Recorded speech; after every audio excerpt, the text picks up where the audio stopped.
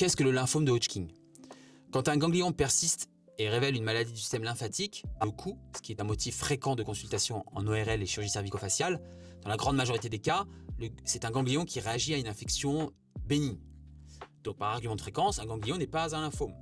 C'est issu d'une infection banale qui fait l'office d'autres vidéos. Mais parfois ce ganglion persiste, peut révéler une maladie du système lymphatique, appelée lymphome hodgkinien. Le mot lymphome fait souvent peur. Pourtant, il est important de savoir que le lymphome hodgkinien, aujourd'hui, l'un des cancers qui se guérit le mieux grâce aux thérapeutiques actuelles et au progrès de la médecine. Plus de 85 à 90% des patients sont aujourd'hui guéris à 5 ans définitivement, lorsqu'ils sont diagnostiqués précocement. Le rôle du médecin, ORL et chirurgien cervico-facial, est souvent déterminant, car c'est lui qui découvre le premier ce ganglion anormal et qui initie le bilan permettant d'établir un diagnostic rapidement et d'orienter le patient pour une meilleure thérapeutique. Avec nos confrères hématologues, qui est une discipline spécialisée dans les ganglions et dans les lignées cellulaires et qui va prendre en charge le patient ensuite. Qu'est-ce qu'un lymphome?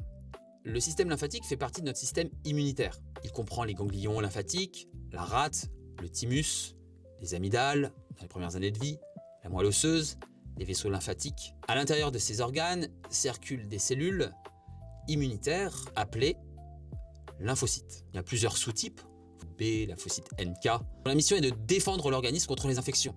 Je dis toujours, c'est un peu comme des policiers. Il y a des tas de types de policiers. Dans un lymphome, certains lymphocytes deviennent anormaux, ils se multiplient progressivement de façon incontrôlée et envahissent les ganglions. Alors, j'ai pas dit que les policiers se multiplient et deviennent autonomes, tout ça, hein. Je ne veux pas avoir de problème avec la police. Le lymphome hodgkinien est une forme particulièrement de lymphome, caractérisée par la présence de cellules très spécifiques, appelées cellules de Reed-Steinberg, visibles uniquement au microscope. C'est donc l'analyse de ces cellules, soit par une cytoponction, une petite biopsie ou une adénectomie, avec l'analyse d'un médecin anatomopathologique au microscope, qu'on va déterminer ces cellules et donc donner le diagnostic. Qui est concerné, le lymphome hodgkinien est relativement rare. Il touche principalement deux populations, les jeunes adultes entre 15 et 35 ans et les personnes de plus de 55 ans. Contrairement à beaucoup d'autres cancers liquides, contrairement à des cancers solides. Les cancers solides concernent les tissus, les masses tumorales, alors que les lymphomes sont des cancers liquides. Il peut apparaître chez des personnes jeunes en parfaite santé sans facteur de risque particulier. Et dans la plupart des cas, aucune cause précise n'est retrouvée. Certaines infections virales, notamment le virus d'Epstein-Barr, favorisaient son apparition chez certains patients. Mais ce n'est ni systématique, ni suffisant pour expliquer la maladie. Probablement des facteurs environnementaux, peut-être génétiques, en tout cas des causes multifactorielles sont présentes. Quels sont les symptômes? Le signe révélateur est très souvent l'apparition d'un ou plusieurs ganglions dans le cou.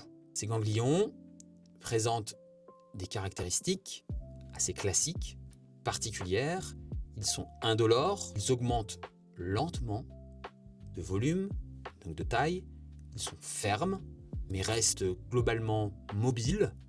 Ils persistent plusieurs semaines, malgré les antibiotiques. Ils peuvent régresser aux corticoïdes, ce qui peut être un piège diagnostique ou justement un outil diagnostique, enfin une information diagnostique. Ils sont le plus souvent situés sur le côté du cou, au-dessus de la clavicule, plus rarement sous la mâchoire. Ils peuvent également être localisés dans d'autres endroits au niveau de l'ORL, plus rarement, le pharynx, glande salivaire. Au début, le patient se sent souvent parfaitement bien.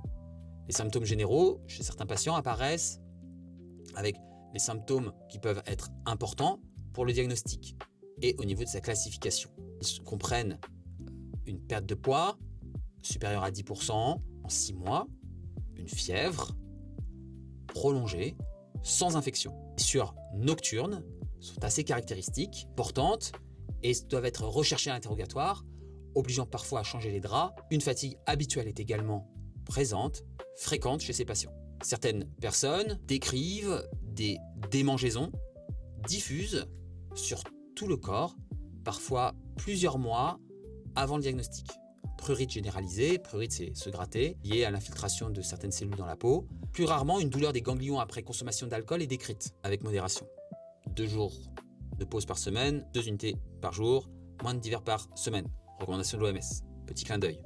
Ce signe est peu fréquent au niveau et relativement caractéristique du lymphome hodgkinien. Alors pourquoi consulte-t-on un ORL et chirurgien cervico-facial? Les ganglions cervicaux sont souvent les premiers atteints. Le chirurgien ORL examine soigneusement tous les ganglions du cou, la bouche, le pharynx, le larynx, les amygdales, les glandes salivaires, le nez, les oreilles, le cuir chevelu, toute la tête et le cou. Et l'objectif est d'éliminer une infection ou un cancer de la sphère ORL, pouvant également expliquer une adénopathie. Lorsque rien n'explique ce ganglion persistant, le lymphome fait partie des hypothèses diagnostiques à envisager. Alors, quels sont les examens qui vont être réalisés? Alors, les différents examens qui vont être réalisés, le premier examen est classiquement une échographie cervicale. Elle permet d'analyser la taille des ganglions, le contour, leur architecture, leur forme, leur vascularisation, les artères et les veines, leur nombre, la présence de collections de pus dans ce ganglion ou pas. Une prise en charge complète est réalisée afin de rechercher un syndrome inflammatoire, une anémie, donc une manque de globules rouges. Et on recherche également les plaquettes, parce qu'il y a les trois lignées principales du sang, plaquettes, globules blancs, globules rouges. Et le plus important va rester la biopsie ganglionnaire. Pourquoi une adénectomie? Pourquoi cette biopsie est-elle indispensable? Contrairement à de nombreux autres cancers, une simple prise de sang ou un scanner ne permettent jamais d'affirmer un lymphome. Le diagnostic repose avant tout, obligatoirement, sur l'analyse du ganglion au microscope. C'est l'analyse du tissu au microscope qui donne le diagnostic. Le plus souvent, le chirurgien retire un ganglion entier plutôt qu'un simple fragment pour obtenir toute l'architecture du ganglion. Cette exérèse, le fait de retirer ce ganglion permet d'observer l'architecture complète du ganglion et d'identifier les cellules de Reich-Steinberg. Cela permet également de réaliser des analyses immunologiques, immunohistochimiques, c'est-à-dire on va envoyer des petites protéines, des petites molécules qui vont fixer spécifiquement les caractéristiques des globules blancs présents dans ce ganglion. Et c'est uniquement grâce à cette étude anatomopathologique que le diagnostic peut être confirmé. Alors, comment évalue-t-on l'extension de la maladie? Une fois le diagnostic posé, un bilan complet est réalisé. Il comprend généralement un scanner cervicothoracique complété par un PET scanner, positons émission tomographie scanner qui recherche dans tous les ganglions atteints du corps s'il y a une hyperfixation, c'est-à-dire on envoie un produit qui va de façon radioactive être capté par un scanner et on va voir l'activité de chaque ganglion dans tout le corps. Body scanner peut être proposé, d'examens complémentaires sanguins, plus rarement une biopsie médulaire, BOM, biopsie ostéomédulaire, qui va être réalisée pour permettre de voir la production dans la moelle des globules blancs et de voir leur état. Ce bilan permet de déterminer le stade de la maladie, de choisir le traitement le plus adapté, car il existe de multiples lymphomes hodgkiniens de sous-types. Contrairement à beaucoup d'autres cancers, la chirurgie ne sert pas du tout à traiter le lymphome, uniquement diagnostic. Son rôle est essentiellement diagnostique sur le plan chirurgical. Le traitement repose principalement sur la chimiothérapie, parfois associée à une radiothérapie ciblée. Les protocoles, bien sûr, actuels, sont extrêmement codifiés, efficaces et ils doivent être pris en charge dans des équipes pluridisciplinaires au cours de réunions de concertation pluridisciplinaires. Ils sont adaptés au stade de la maladie, à l'âge du patient et naturellement à l'histoire clinique. Au cours du traitement, un nouveau PET scanner est souvent réalisé afin de vérifier que les ganglions répondent correctement aux médicaments. Quel est le pronostic? Alors, déjà je ne suis pas hématologue et je ne veux pas me substituer à un avis expert d'hématologue, mais globalement, le lymphome hodgkinien est aujourd'hui l'un des cancers ayant le meilleur pronostic. Chez les patients diagnostiqués à un stade précoce, les taux de guérison dépassent souvent 90%, 95%. Encore une fois, chaque histoire clinique est différente et les statistiques sont difficiles à évoquer pour ce genre de pathologie. Même lorsque la maladie est plus avancée, les traitements modernes permettent très fréquemment une guérison complète. Après le traitement, une surveillance naturellement médicale rigoureuse proposée et validée dans une réunion de concertation pluridisciplinaire est proposée, organisée pendant plusieurs années afin de dépister précocement une éventuelle rechute qui reste relativement rare. Le message essentiel à retenir, c'est la découverte d'un ganglion dans le cou ne signifie pas automatiquement qu'il s'agit d'un lymphome ou d'un cancer. La grande majorité des adénopathies sont bénignes et liées à une infection. En revanche, un ganglion indolore, persistant, globalement plus de 3 semaines. Certains disent 4, d'autres disent 6, mais globalement plus de 3 semaines, qui continuent à augmenter de taille et de volume malgré les traitements simples proposés par les médecins généralistes, antibiotiques, corticoïdes souvent, méritent toujours un bilan spécialisé.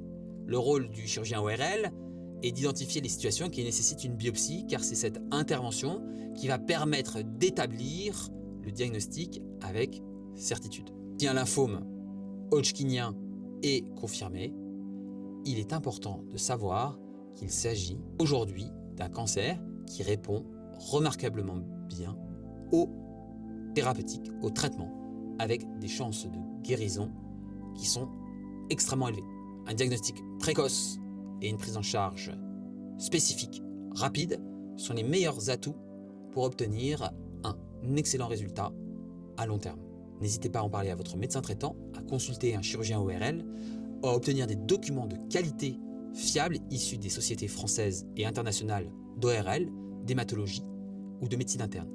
Merci.